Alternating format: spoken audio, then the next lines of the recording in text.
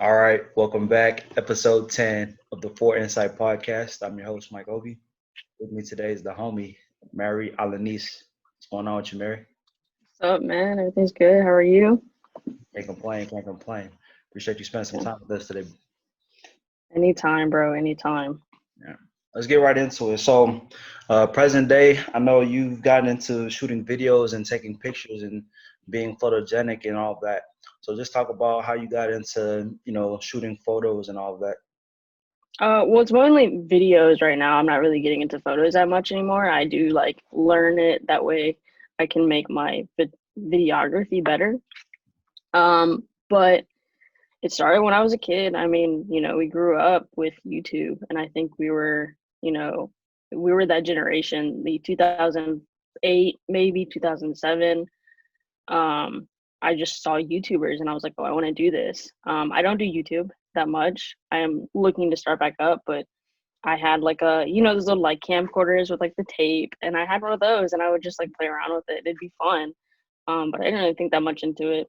And fast forward to like my freshman year, I was super um, anxious about like what I wanted to do with my life. Mhm. And I would go back and forth with like nursing, and then I was like, nah, I don't like blood. And then I was like, well, maybe like graphic design. I was like, yeah.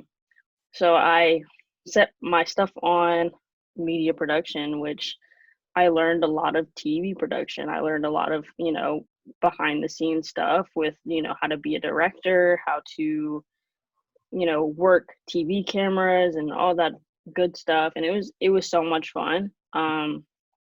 And that's where I want to go with life. Yeah.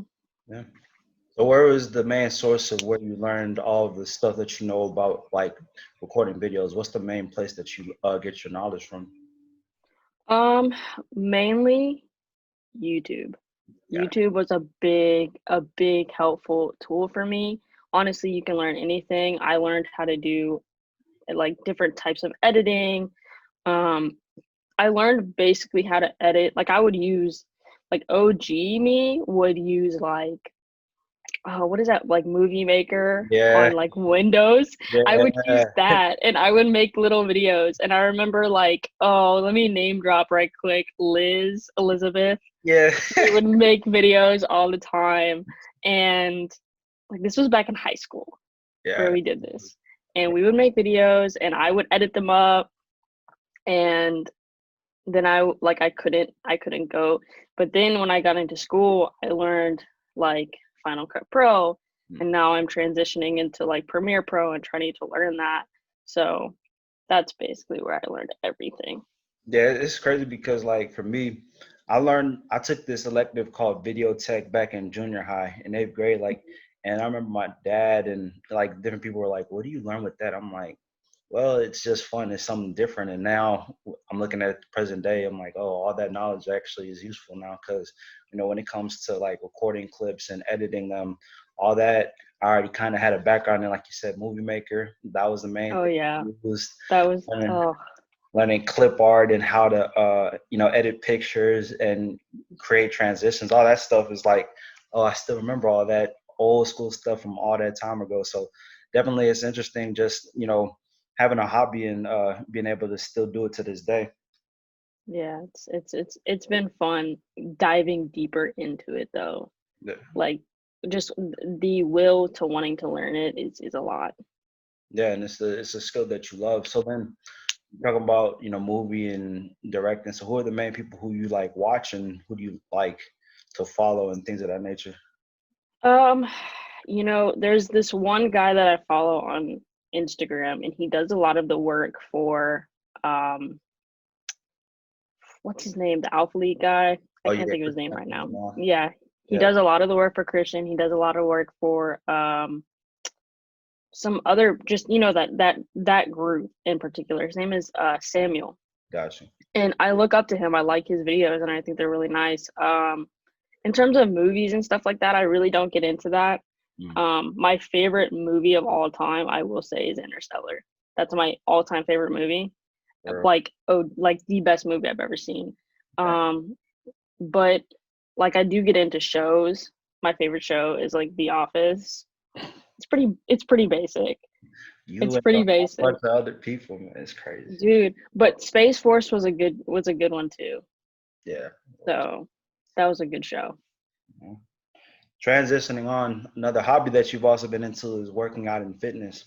So what got you into that? Um, so you got me into it, actually. You remember? You got me into it.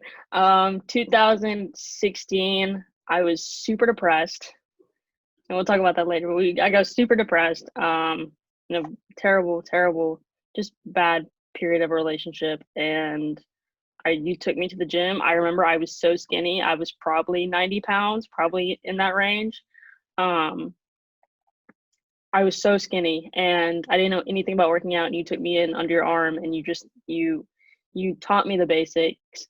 I had to stop working out for a little while because, circumstances, Oh yeah. which we'll get into later. But I stopped working out and I hated it. And then I got back into it 2018, Hmm. and Max helped me out. Max Wolf helped me out a lot. He was very instrumental in me getting my body up, and I was probably 89 pounds when I started.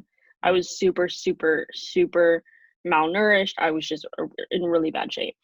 Yeah. And since then, I've gained 20 pounds over the last 2 years. I've tried to maintain my weight. I've tried to maintain my muscle mass, and I've dabbled in different types of exercise. At first it was weightlifting, and I did that for a bit. Now it's more of like a CrossFit time under tension thing, and I love it. I've been doing Peloton since quarantine started, so back in March, Hmm. and Peloton has been probably the best kind of fitness I've ever done because it's fast to get to the point, and it's effective. So yeah, I mean, dang, I can't believe you remember that. So yeah, back in 2016, for those who don't know, Mary was like, she was going through some stuff and she came to me and she was just like, bro, I'm depressed. I need an outlet. I'm like, well, my outlet is the gym, right? Hmm. And I credit Mary because she actually took the interest and she was willing to work. And she was just like, hey, I'll come to the gym, just let me know. And sure enough, I told her I'll be here at this time, and she was there. She would beat me there sometimes, and it was just like, okay, I can work with her, and I can say that Mary was a person also. She was really hungry, really willing to learn, and you know, I just taught her what I knew, and she kept that consistency for the time that we worked out together, um, and so definitely, yeah, I was real proud, and I was real like, dang, I could see her improving, and she was telling me, how she was starting to feel better about herself, and that's the main thing I've always advocated when it came to fitness and lifting weights. It's like you do it for yourself, you do it for your health, not for anybody else. And Hmm. that's my way of like being able to help others. Just I did this, I've done this before, this is how I keep myself sane or keep myself in shape or in good spirits, so I just passed it on. It's very therapeutic. It's like the biggest form of therapy that I've ever gone through. But Yeah. like you said, it helps you make yourself feel good about yourself. Like, where if I compare where I was 2 years ago when I restarted working out to now, it has caused me to change the way I look at life and change the way that I perceive my goals, not just inside the gym, but outside the gym, or Mm. inside my room because I work out in my room. Yeah, I mean, everybody needs an outlet. I think that's the main thing. And people can go to therapists or they can, take any type of antidepressants or any type of medication, and all that stuff is fine. But a lot of it is just being able to exercise and feel better about yourself and feel, and boost your self-esteem, boost your health, and mentally. Like you said, is just being able to go through therapy, and the gym is another way of doing that. It doesn't have to be lifting weights. Like you said, you've got into all different types of things. It's just a person being active, can go a long way.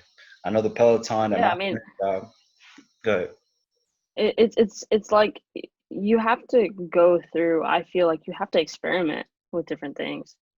Definitely, especially in fitness. I mean, there's different forms of, like, there's hit training, there's weightlifting, there's powerlifting, there's different types of, and it's different for everybody. No. you know, like you are more like the weightlifting, heavy lifting, put things up, or pull things up, put stuff down. That's who you are. I'm more of like, oh, let me try something different, you know. Yeah. But moving on though, so we're in post Pride Month. You're a part of the LGBTQ community.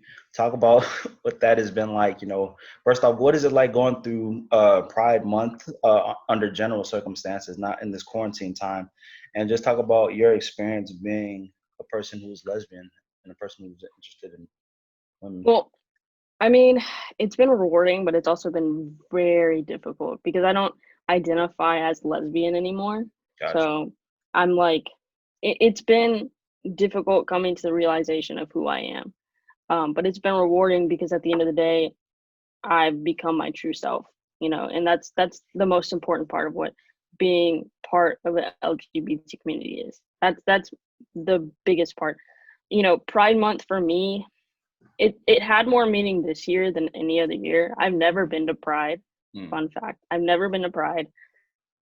I didn't go mostly because I didn't have anybody to go with, and I didn't want to go just for the it's so many people, and I get anxiety. Hmm. But it's fun being a part. I've been to multiple clubs in the Houston area, and it's been fun just being myself, being able to go out and be myself. That's what I like. Mhm. But it's difficult because there's trials and tribulations that you go through just coming to terms with everything. Like from shoot, like I never felt comfortable with the term lesbian. I never felt. I always would say, yeah, I'm gay. And then I learned more, and I it was constant learning for me about the LGBT community and like who we are and what we stand for and what everything means. And so around like maybe 2 years ago, I wasn't comfortable with my gender Hmm. identity. I didn't like it. And there's a difference between sex and gender. So sex is what you're assigned to at birth, and then gender is kind of what you identify as. So I was assigned female, but that does not fit me at all. Gotcha. So for the past 2 years, I've been trying to deal with that.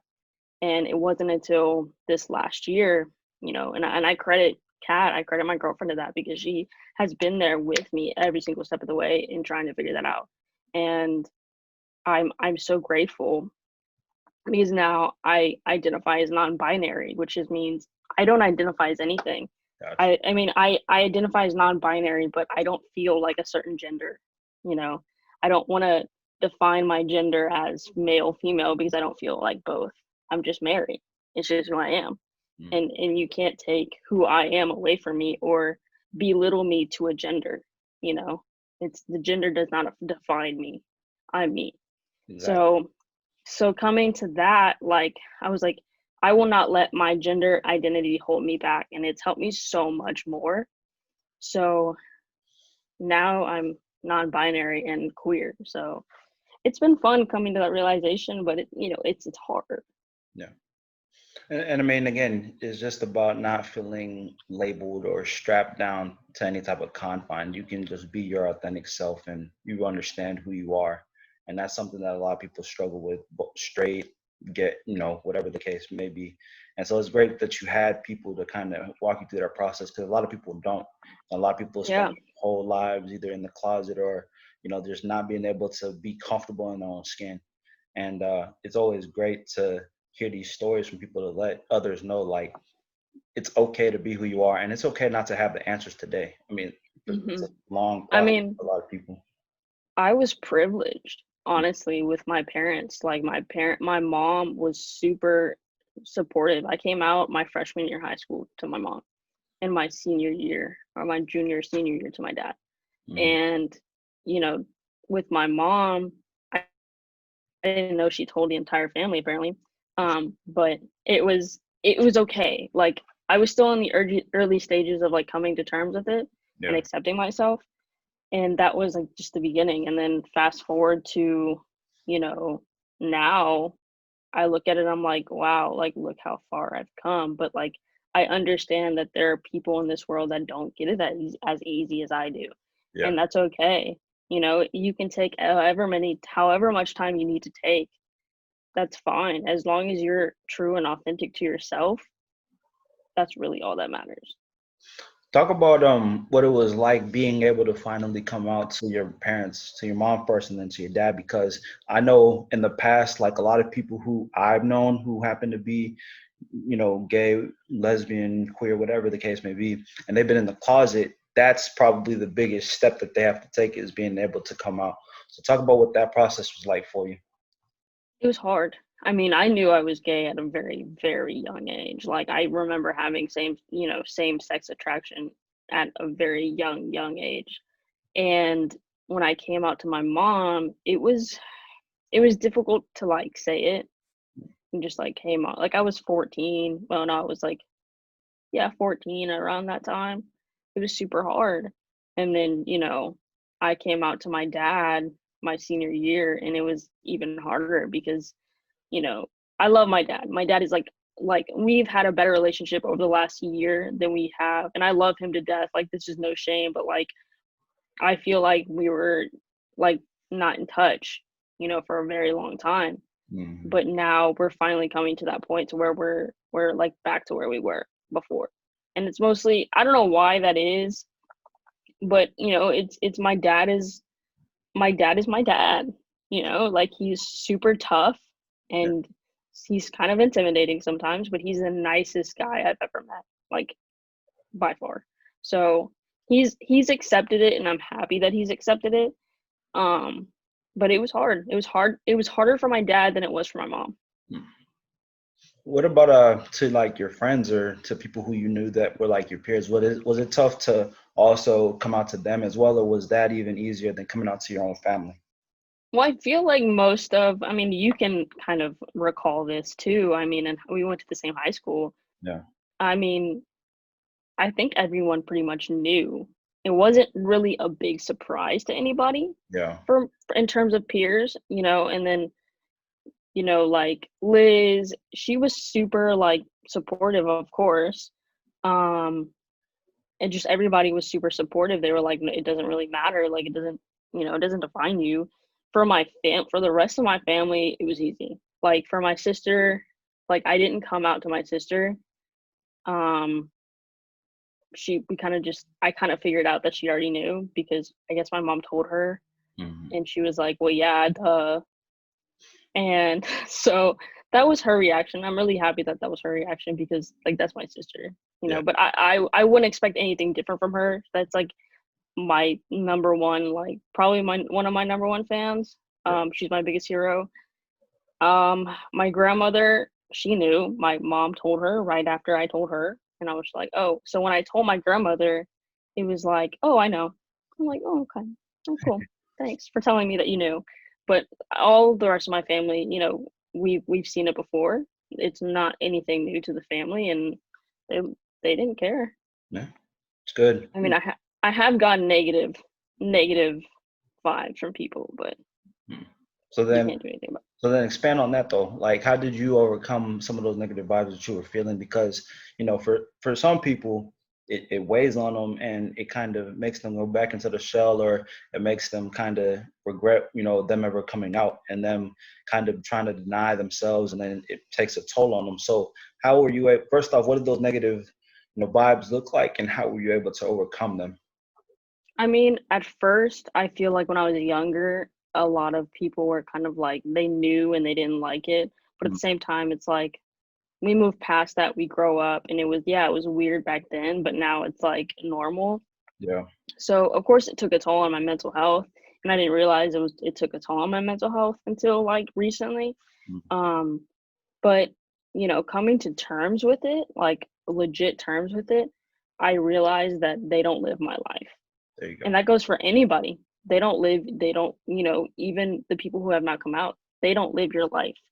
And you can either go by what they say or go by what you are, And if you're truly like, there's always that idea of like, oh, well, yeah, your family's your family, but like you can have your own family, like you can meet people who understand you and get you and treat you like a family member would. So I have a lot of those, I have a lot of people that they treat me like their own, Mm. but I also have my family. But it's different for everybody. But like the biggest thing was they don't live your life, you live your life.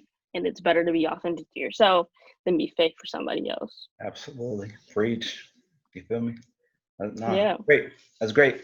And it's important really that, you know, bring somebody from the community that can speak on their experience, because for those people out there who, you know, maybe they haven't came out yet for whatever the case may be, maybe they're struggling with it, this is a person in yourself where it's like, I've been through it, you know, and as long as you're true to yourself, as long as you're authentic with yourself, you can sleep better at night, you can live your life better knowing who you Hmm. are and that you take pride in who you are, you know. Definitely. Now, staying on the mental side of it though, getting a little bit more serious, is your journey with mental health. I was there and I helped, but I didn't live it Hmm. again. So talk about what your experience was like dealing with mental health.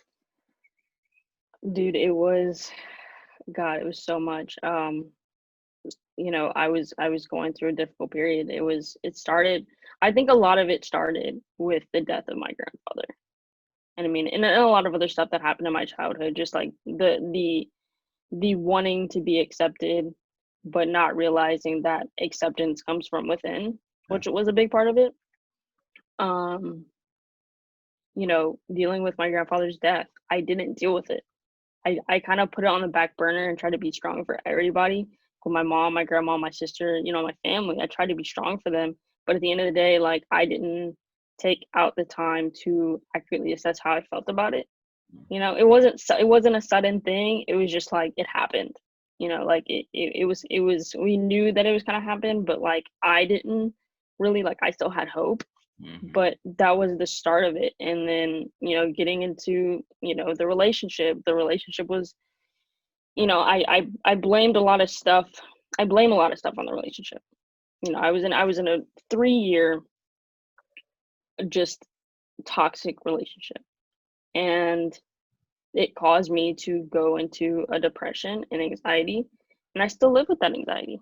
It's still difficult every day to, but it's easier now than it was a year ago. But I went to a mental hospital.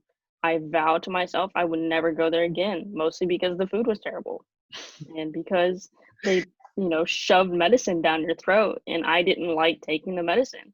It Yeah. made me worse. So I've transferred, now to like alternatives. So supplements are a big thing for me now. Like I make sure that I'm drinking water, I'm eating. Lately I've been more like in tune with my body. Like, okay, I need to eat, or like I need to drink water, I need to eat breakfast. But you know, it was difficult. Like just being denied your mental health Yeah. is a big thing. That's right now, and it's still a big thing. And I don't like that idea. And it goes for everybody. It goes and it'll go for soldiers that have PTSD. You're being denied your mental health, and I think that we need to focus more on that. We need to focus on people's well-being rather than, we live a fast life in this world. Like Yeah. we live like day to day, and it's like if you're not doing something, you're being lazy. And I don't like that mentality. It's just it made me worse. Yeah. So I mean, I would love to say that my mental health has gotten better, but depression for me has always been like a roller coaster. And I feel like that's it for many people. Like we all deal, our generation deals with more mental health than any other generation.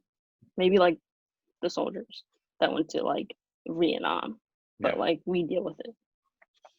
Yeah, no, I mean, so for me, I've been a big advocate for mental health, you know, largely because, I mean, first off, I went through stuff as well. You know, I'm not one who tries to compare my experience to others, but we all go through things, right? And I feel like a big theme is that if you have mental health these days, this is what's talked about. If you have mental health issues these days, or if you have something going on, oh, you're weak if you want to talk about it, right? Or you're you know, you don't, your life isn't that bad, which maybe it's not, but somebody has something going on in their head, and mental pain, mental anguish, mental toll is way, to me, more devastating than physical anguish. A broken arm, a broken leg will heal. You can see it, you can feel it, it can manifest itself, and you can feel it healing. A mental scar, a mental wound is like it's there in your brain. You can't quantify it, even if it's a concussion. I mean, even concussion, sometimes you can't quantify those things. So when you have experiences that are in your head and you don't ever acknowledge them, first off, that was the main thing I learned was that if you have stuff going on, the first step in anything is to acknowledge that you have something going on, right? That's what you're Yeah. talking about. I've learned that. I've seen it from other people, right? That when, oh, yeah, I'm depressed, or yeah, I have anxiety, or yeah, I have whatever going on.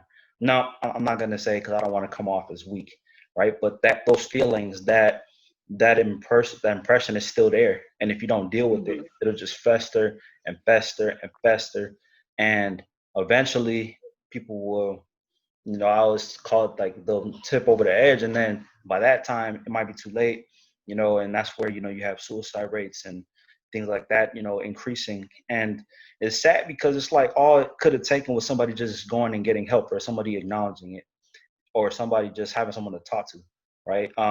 Yeah. So it's funny you mentioned, you went to a hospital and all that stuff because, I get asked that type of stuff when, I study public health, and, part of it that you have to examine is like mental health, especially nowadays. And, for me, I always kind of looked at mental institutions. Sometimes they're necessary, but I'm like, the idea of just putting somebody on opioids, you're not really, to me, you're never addressing the problem, right? Mm-mm. You like people first off have to kind of hit the wall and hit the pavement and kind of acknowledge it and then talk through those emotions, in my opinion. That's how you affect change, because if you just bottle it up and you just put medicine in your system, okay, you go home and then it's still there. No matter how much med Yeah. you take, it'll just make the condition worse.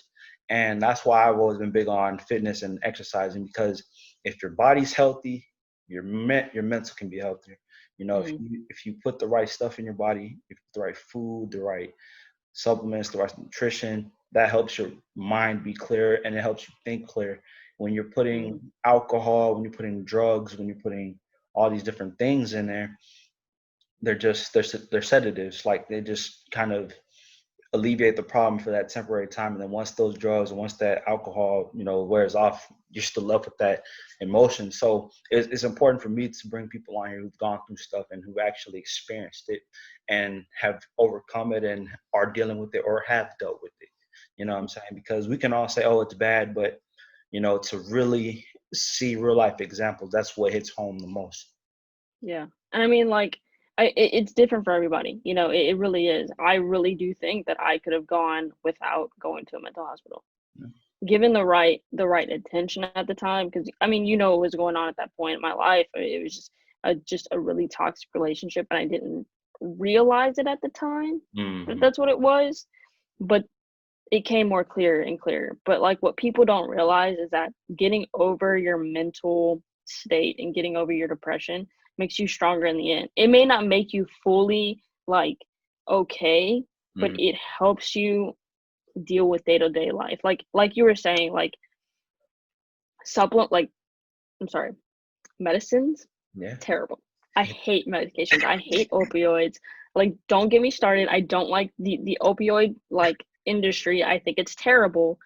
And I do think that there are natural alternatives. Like I've been taking 5-HTP for like maybe 2 months now, and I feel 100% better. I started taking GABA, which is like a neurotransmitter that helps with like anxiety, makes me feel a whole lot better. So there's multiple herbs that you can take to help. And Right. it's not, you shouldn't be defined like literally. I have some right here, $15. Like it's not, you cannot be defined by your current situation, right? But you can also go look for help, you know? You can order this stuff on Amazon Yeah. for cheap. And it takes doing the right research and understanding that your brain is the most complex organ in your body, Yeah. the most complex. And it's it's kind of overwhelming, you know? But I do think that mental institutions don't do enough. Like, if I go back and look back, I felt like I was in a bubble at Mm, that point in my life. I was like, I was looking through a glass. And, being in that hospital, I really didn't have anything to do. yeah. Like, I kind of just like read. I tried to do homework because I was still in school. What else did I do? We went to group therapy like every other hour, and then we had lunch, and the food was terrible, so I got really malnourished. And it was group therapy, which, I mean, I was in there with so many different kinds of people with different backgrounds, and we're going through different things. That's the problem. It wasn't just, me being in a mental state that I couldn't understand. It was people that were going through like drug overdoses, or, like dealing with drug related things. And I was just like, why am I here? It's like being in Like, jail, yes, I mean, it's not as bad as jail, right? but, like, it felt like you were imprisoned. Like, they treated you like you were in prison. They didn't handcuff you, but shoot, they could put you down at any point, like, In a box. it was bad. Yeah, it was a scary point in my life, Yeah, but it's it gets better. It gets better. absolutely. It's a lot better. Now, one other thing though is what kind of led you to finally like change or finally decide to take it upon yourself? Because you've been going through it. What finally is Mhm. that moment where you're like, I can't do this no more, or something has to change? Because that's an important part of people dealing with mental health. That is important. That's like a critical step, just like coming out of the closet.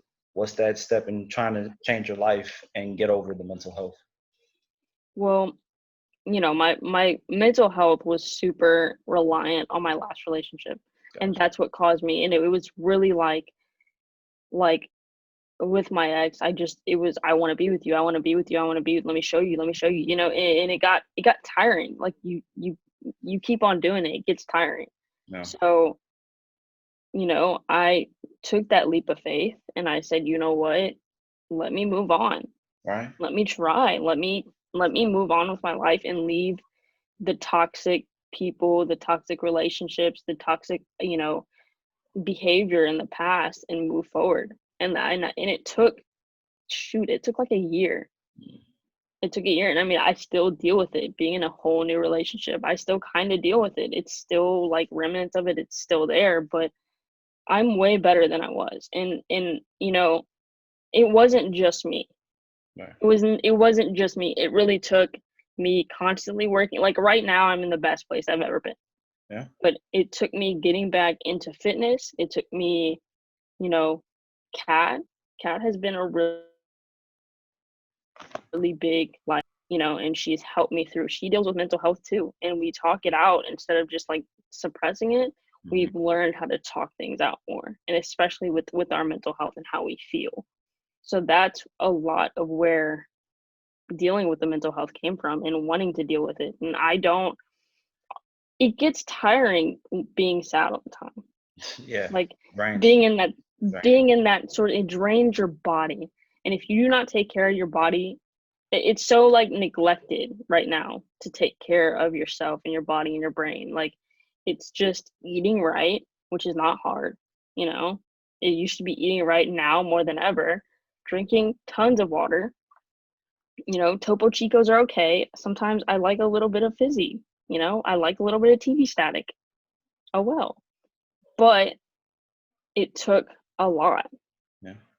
and it doesn't happen overnight. No. No, like, it took literally, maybe it took almost a year for me to get back to where I was, Yeah. like, fully better.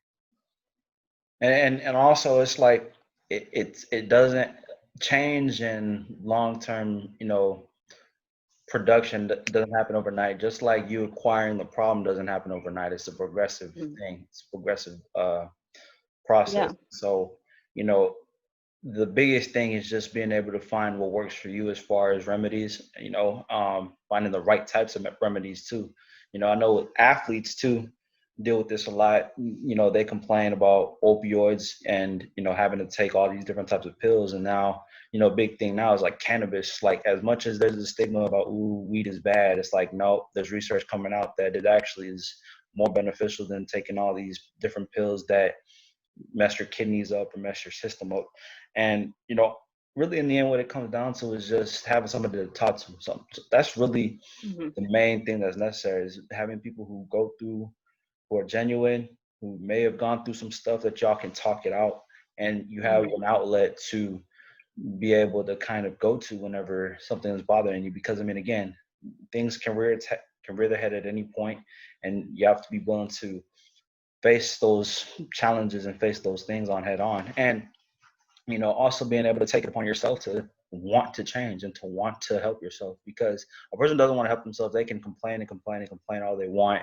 They'll never truly change, because it'll always be, let me just siphon energy from somebody else. Like the That's where it was. That's where I was for a long time. I was siphoning energy off of people and trying to get like this little bit of okayness. And it took me like, constantly going to bars and like getting drunk all the time. And I realized now that that behavior was just to suppress how I was feeling and not deal with it. But now it's like, okay, well, let me deal with it. I don't drink at all, maybe a beer on occasion, and that's okay. yeah, But you have to deal with this kind of thing head on. It's not, like you said, it doesn't happen overnight. Like the mental, it happens over time, but you know, dealing with it will take maybe even longer, and you have to be willing to go through it. The sooner you start, the sooner you'll get better. absolutely. You know, Absolutely. like if I would have not gotten better and accepted what was going on and that I can't change it. And that's been a big thing too. Like knowing what I can and can't control in my life has been one of the most influential things that I've ever been able to do.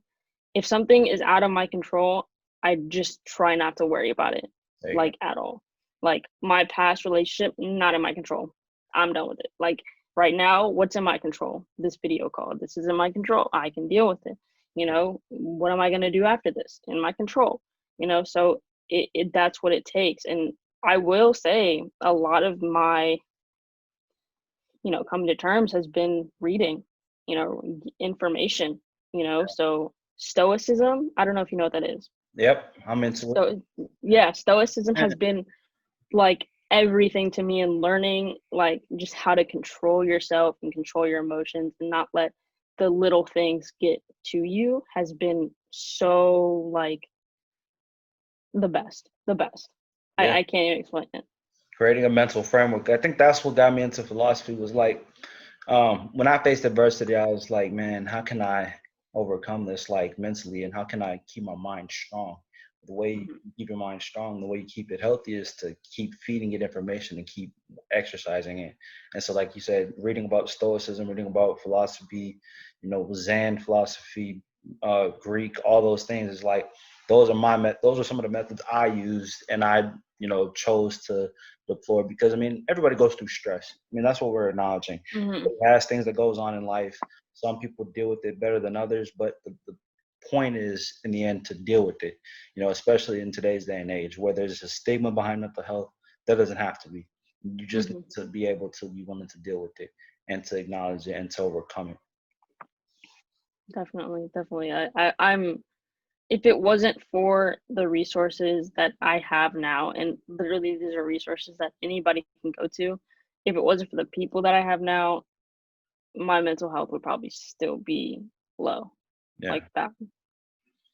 So, But moving on, on a lighter note, another interest you have today is food blogging. You have your own, you have your own Instagram account that you dedicate towards your blog. So talk about that. so I mean, okay, so it started. Me and Kat love food, so it's mostly her doing it. But sometimes, like, so she'll take the pictures and I'll write the captions. Uh, That's our deal.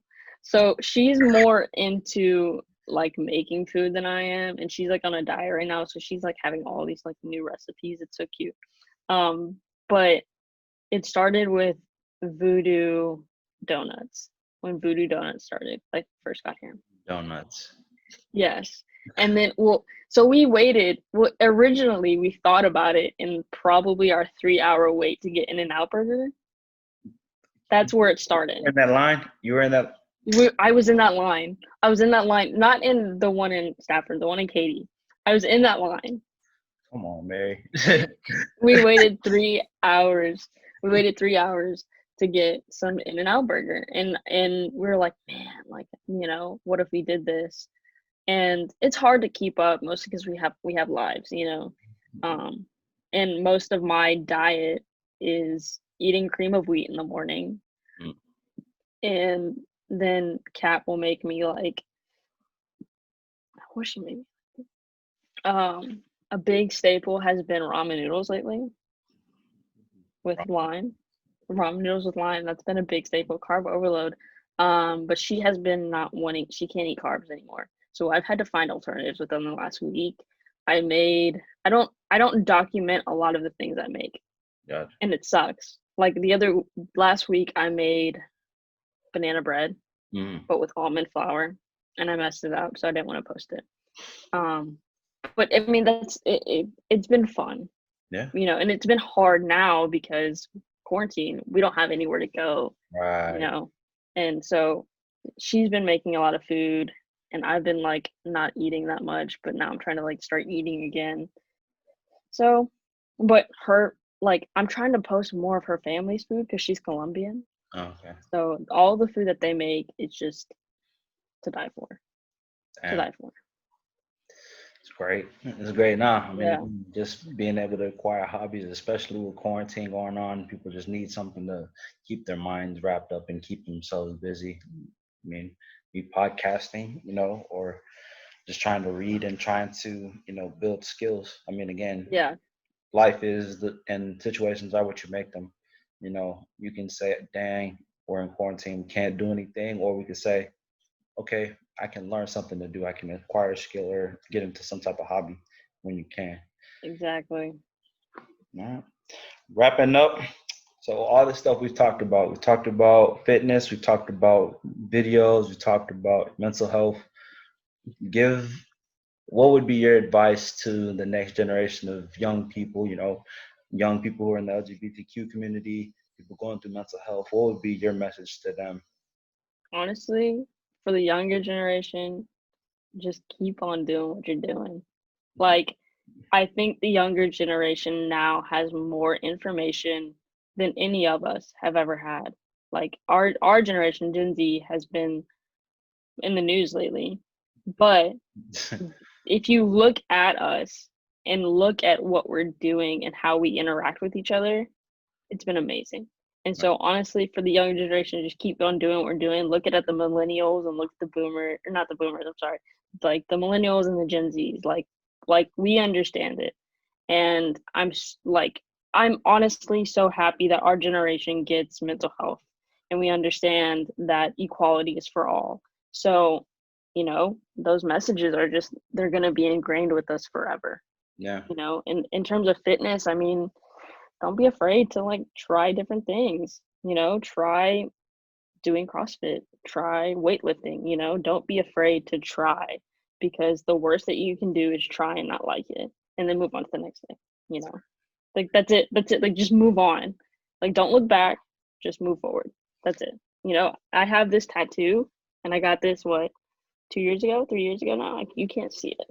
I see it. It's an arrow. Yeah. It's an arrow. And the idea was no matter how far you go down, you always go back up. So that's with anything, with dealing with mental health, with dealing with fitness. Maybe you're not hitting your goals in the gym, but you're always going to go back up when you realize, okay, I need to step it up, So, don't be afraid of life because it's fun sometimes when you're not sad. When you're not sad. Well said. I mean, we got to love each other.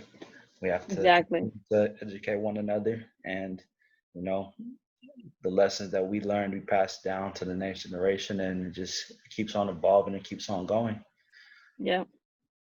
That's a wrap. Episode 10 for Inside Podcast. I want to thank my friend Mary for jumping on with me today. Appreciate you. Of course, bro. Anytime. Hit us on YouTube, Spotify, all platforms streaming podcasts. Thank y'all.